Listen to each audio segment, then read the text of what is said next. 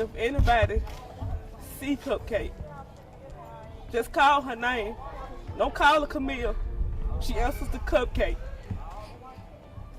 Can't see the baby. Please just bring her back. Why you choose her? 3-year-old Kamille Cupcake Mckinney was playing outside with a friend at a birthday celebration when suddenly she disappeared. The truth about what happened to her would soon be revealed by examination of CCTV footage and eyewitness accounts. What happened to this beautiful little girl and why would anyone want to hurt her? Welcome to Viral Crimes. Subscribe and hit the bell icon for more stories. The year was 2019 and the date was the 12th of October. A Sunday. In the city of Birmingham, Alabama, in the United States. 3-year-old Kamille Mckinney was attending a birthday celebration at the Tom Brown Village housing community. Because of how adorable and charming she was, her parents, April Thomas and Dominic Mckinney, nicknamed her Cupcake. Earlier in the day, Kamille and her family were at a birthday celebration, but later that day, she left to go outdoors and play with a friend. The last time anybody saw her, she was out playing around 8:30 p.m., but after that, nobody knew where she was. The police were contacted, and it was immediately determined by the responding officers that Kamille had been kidnapped. Authorities issued an Amber Alert for Kamille. She was last seen wearing a pink shirt and shorts with leopard print, and she was barefoot. The kids at the party were interviewed by the police. They were informed by a 10-year-old boy that a guy and a lady were handing out candy while driving an SUV. He said that he spotted Kamille riding in the same SUV at a later time. He saw that she was crying. They collected security video from the neighborhood and watched as Kamille played with her friend. The video showed one guy walking by them before another individual appeared. The two toddlers can be observed playing together outside alone for a while.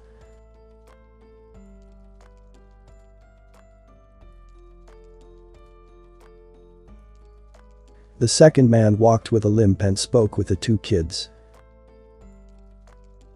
When he started walking away, they followed closely after him right off camera. The police were interested in speaking with that individual. On the day in question, many residents reported to the police that they saw a guy walking about the area and giving out candy. Two young girls informed the authorities that they were approached by a guy on the day that Kamille went missing. They had just finished their cheering practice at Haynes K-8 school and were on their way home when a blue Toyota Sequoia pulled up beside them. One of the girls, who was 11 years old, reported that the man said, "I'm looking for a girl that looks like you." He offered sweets to both of the girls, but one of the girls was uncomfortable with the situation and said, "Let's go," so the other girl and she left together. The girls informed the police that the guy in the automobile wasn't alone when they saw him. A female passenger was also present in the vehicle.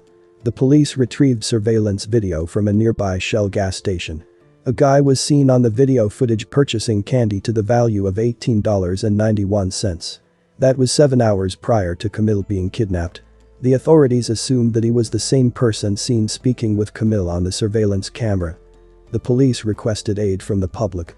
They showed pictures of the person of interest, as well as photographs of the blue Toyota Sequoia the suspects were driving in. Several tips and calls came in that identified the individual in the photograph to be Patrick Devon Stallworth, and police believed the woman with him was his partner Derek Arisha Brown. They were both tracked down by authorities. Police tracked Stallworth to a condominium in Center Point. There they discovered in the parking lot an SUV that seemed to be the same as the one they had been searching for. On October 13th, law enforcement officials placed both Patrick and Derek under arrest. However, despite the arrests, the authorities were still clueless about Kamille's whereabouts at that moment. She had not been located as of yet. Kamille's skeletal remains were discovered 10 days after she was kidnapped on October 22nd in a landfill in Alabama. Her death was ruled an asphyxiation due to suffocation.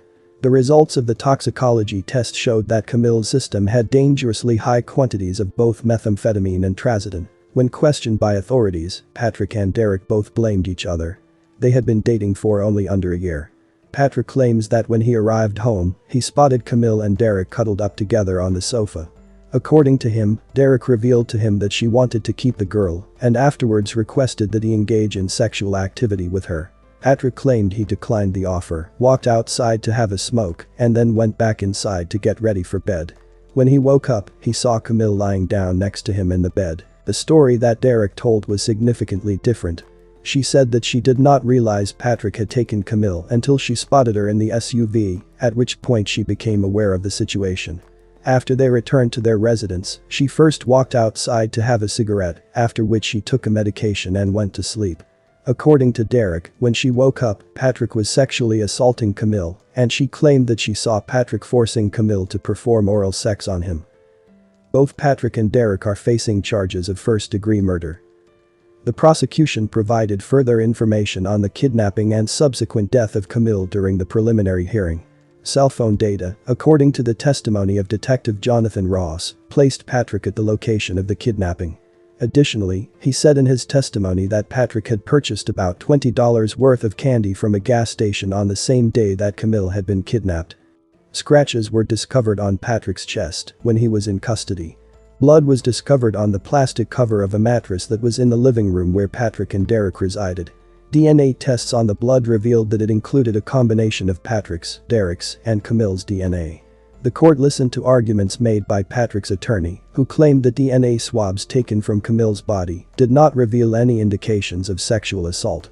However, the prosecution contended that since Kamille's body had reached such a state of decomposition by the time it was discovered, it was impossible to ascertain whether or not she had been the victim of sexual assault. Following Kamille's kidnapping, Patrick made his way to a convenience store where he purchased a medicine for sexual dysfunction and an energy drink. During the hearing, it came to light that after the Amber Alert was issued for Kamille on October 12 at 10:39 p.m., Patrick repeatedly contacted his mother.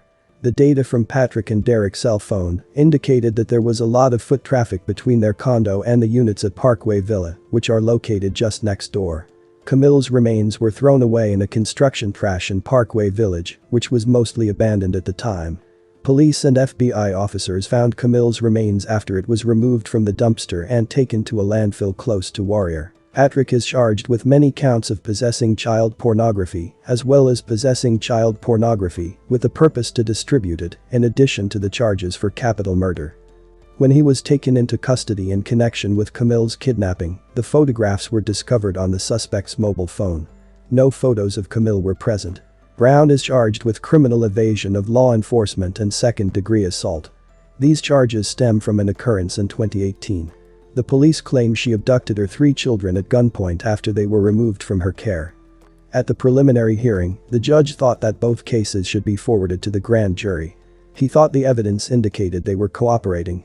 Clyde Jones, a circuit judge for Jefferson County, stated, "It's clear to me one or both of them sexually abused this child, then killed her." The grand jury was presented with evidence about both Patrick's and Derek's cases. They are now waiting for their trial to begin.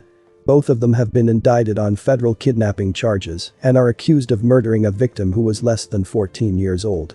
They run the risk of receiving the death sentence if they are found guilty. In federal court, they both pled not guilty to the charges against them. What happened to Kamille Mckinney should have never happened. She should have been safe. My condolences to her family. I'm sorry this happened to her. May you find some way to heal. Thanks for watching and I will see you in the next video.